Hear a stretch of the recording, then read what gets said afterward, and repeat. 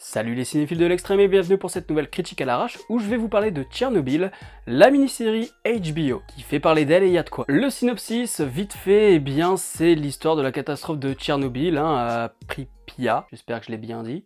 Et donc, catastrophe nucléaire dans les années 80, c'est-à-dire que le réacteur 4 a explosé, clairement. Et puis nous, à l'époque, en France, on nous a dit « Non mais vous inquiétez pas, le nuage il s'est arrêté à la frontière !» Pour vous dire déjà à l'époque à quel point on se foutait de notre gueule, quand même, faut le dire. Voilà. C'est une série qui met en colère quand même. En fait, c'est une série qui te fait passer par toutes les émotions, c'est-à-dire que du moment de l'explosion jusqu'aux mois qui vont suivre, t'hallucines complètement. Au niveau des images, des trucs bien dégueulasses, bien trash, t'as l'impression d'être dans un film de Cronenberg, sauf que Cronenberg, c'est de la fiction, Là, clairement, t'es dans le réel. Et faut s'accrocher. Parce que, évidemment, les images, elles sont vraiment, mais insoutenables parfois, enfin moi je les ai pas trouvées insoutenables, mais je peux comprendre que pour certaines personnes ce soit vraiment mais horrible à regarder.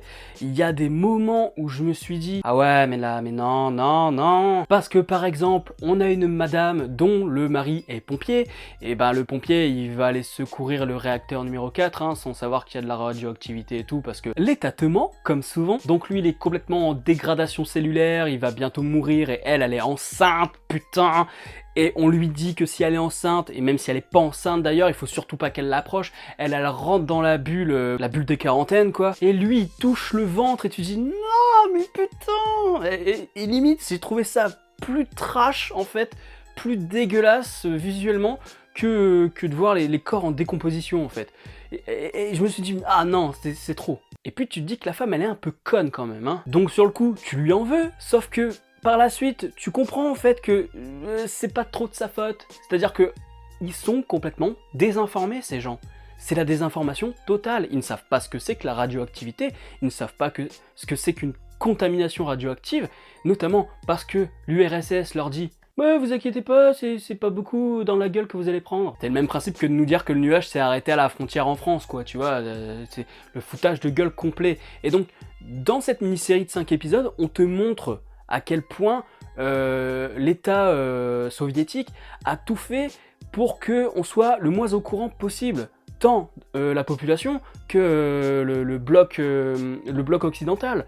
Et ils ont dit quand même aux Allemands que ils avaient un taux de radioactivité de tel chiffre, pour qu'ils puissent leur envoyer un robot, sauf que ce robot, il était prévu pour tel, sauf que en fait, c'est 100 fois, 1000 fois plus que ce qu'ils ont dit aux Allemands. Donc évidemment, le robot, il fonctionne pas. Donc, menteur et incompétent. Et ce que j'aime beaucoup dans cette série au niveau du scénario, c'est qu'on s'intéresse à l'humain. C'est ça, en fait, c'est le centre de ce sujet, c'est pas vraiment la catastrophe, enfin, c'est pas le côté qu'est-ce que ça fait la catastrophe. Évidemment qu'on te le montre, mais ce qui est important surtout, c'est l'impact humain. Et l'impact humain, quand on te parle de Tchernobyl le plus souvent, c'est rarement pour le côté humain. Tu n'arrives pas à te représenter en fait ce qu'a été Tchernobyl humainement, parce qu'on a plus communiqué sur comment le réacteur a explosé, quelles sont les conséquences d'un point de vue scientifique,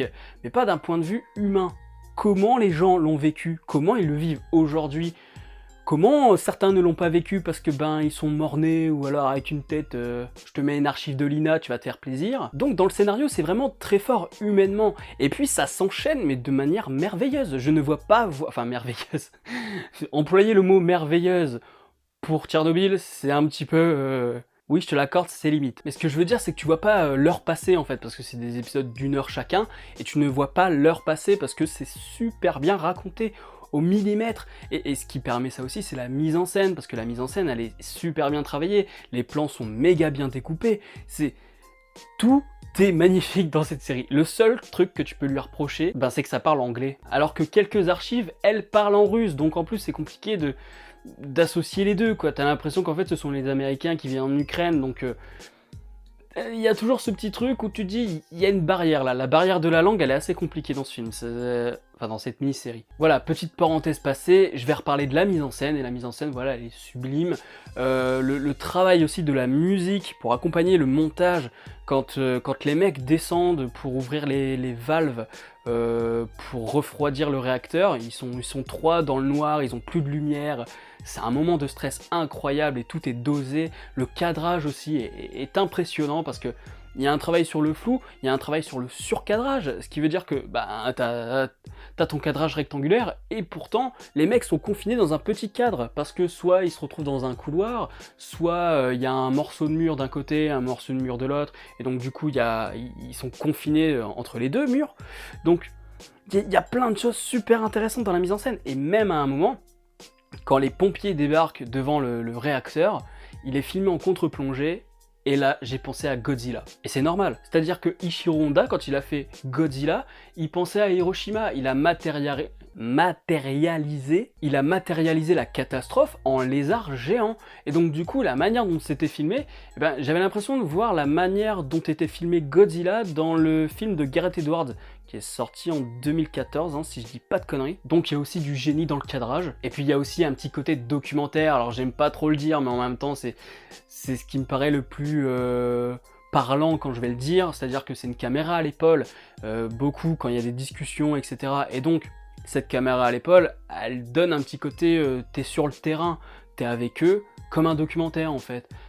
C'est pas un documentaire, hein, mais on est quand même pas loin de la reconstitution. Il y a beaucoup de détails, il y a eu un gros travail de recherche. Donc le scénario, il est génial, la mise en scène est géniale, la musique est géniale, le rythme est génial, les acteurs sont géniaux. Et il y a quand même de l'humour. Ah oui, il y a de l'humour, et ça m'a étonné, c'est-à-dire qu'il y a le personnage du ministère de je sais plus quoi, enfin j'ai oublié le nom des personnages, je suis désolé, mais celui qui joue le physicien dans Thor, dans le MCU, à qui là on offre vraiment un joli rôle, hein, contrairement au MCU, et l'expert en radioactivité qui est là un peu pour proposer des solutions, et bien la relation entre ces deux personnages, et bien elle est assez humoristique parfois, il y a beaucoup de cynisme, et ça permet un peu de détendre l'atmosphère, c'est-à-dire que c'est très plombant, et t'as un moment où ils vont rire jaune, quoi.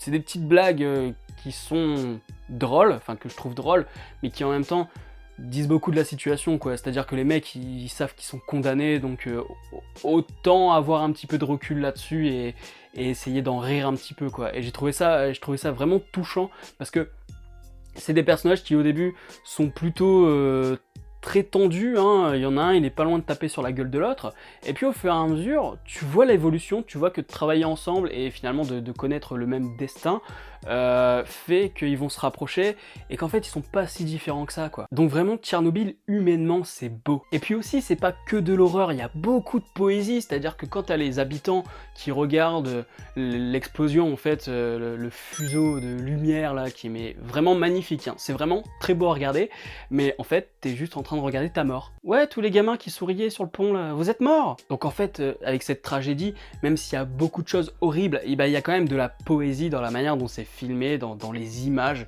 et c'est pour ça que tu sais pas toujours comment te positionner face aux images, quoi. Alors c'est vrai qu'on peut se demander s'il n'y a pas un petit parti pris, hein, parce que c'est un point de vue occidental. D'ailleurs, en 2013 ou en 2014, je vous mettrai le lien de l'affiche Captain Watch en description, il y a une mini-série de Tchernobyl qui est sortie, mais chez les Russes. Donc il faut que je la voie pour voir un peu la différence, parce que le point de vue occidental va pas être le même que le point de vue russe, hein, clairement, hein, ça c'est sûr. Enfin peut-être pas d'ailleurs, parce que là c'est vrai que tout ce qu'on te dit c'est que les Russes c'est des méchants, sauf qu'on te dit pas qu'en Europe on a quand même un petit peu caché la vérité aux gens, hein. Voilà. Donc je vais pas être très original, hein. Si j'ai une note à lui donner sur Captain Watch, ce serait génial, voilà. Le seul reproche que je peux lui faire, c'est que ça parle en anglais et que du coup il y a peut-être aussi un point de vue occidental. Mais sinon, putain, elle est sublime. Et en fait, quand j'ai arrêté, quand je l'ai terminé, j'avais qu'une envie, c'était de la revoir. Et qu'est-ce que j'ai fait à la place? J'ai regardé plusieurs documentaires, des archives, etc. Il y a la vidéo de Mamie Twink que j'avais vue quelques semaines auparavant, enfin une semaine ou deux avant de voir la mini-série. Et ben, j'arrêtais pas de me projeter. Parce qu'il y a des images que t'as dans la série que Mamie Twink a dans son investigation. Du coup, je te mets aussi Mamie Twink en description. Et puis je te mets Link et Terracid, tu verras, c'est pas non plus le même délire à ce niveau-là. Mais voilà, c'est vraiment une très belle série et je suis content qu'elle existe.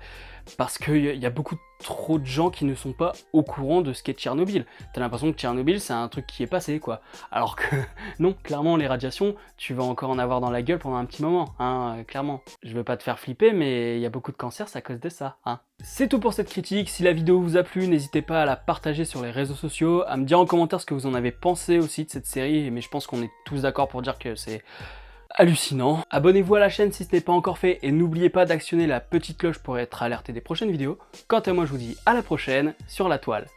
Salut!